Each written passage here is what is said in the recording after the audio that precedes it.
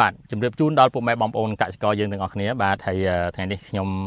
ចុះមកមើលស្រែរបស់ពុកម៉ែបងប្អូនកសិករយើងបាទដែលគាត់បានជ្រើសរើសពូជសុទ្ធបាទពូជនេះគាត់បាន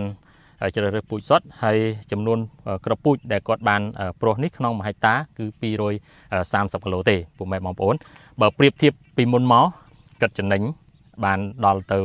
70គីឡូបាទពីមុនគាត់ប្រុស300គីឡូឥឡូវគាត់មានការយល់ដឹងកាន់តែបានច្រើនបាទតាក់ទងទៅនឹងការជ្រើសរើសពូជសុទ្ធបាទ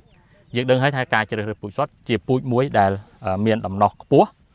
បាទការលូតលាស់ល្អបាទធន់ទៅនឹងបម្រែបម្រួលអាកាសធាតុធន់ទៅនឹងជំងឺធន់ទៅនឹង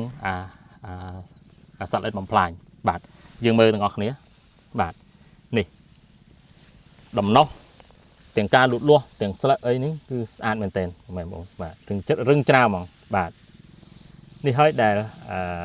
កត្តា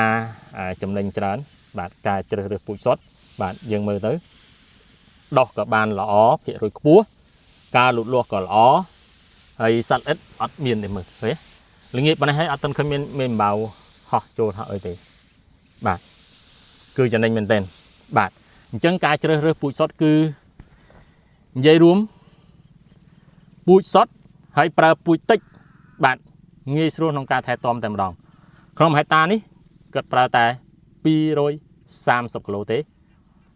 បើប្រៀបធៀបទៅនឹងឆ្នាំមុនគាត់ចំណេញក្នុងហិកតា70គីឡូ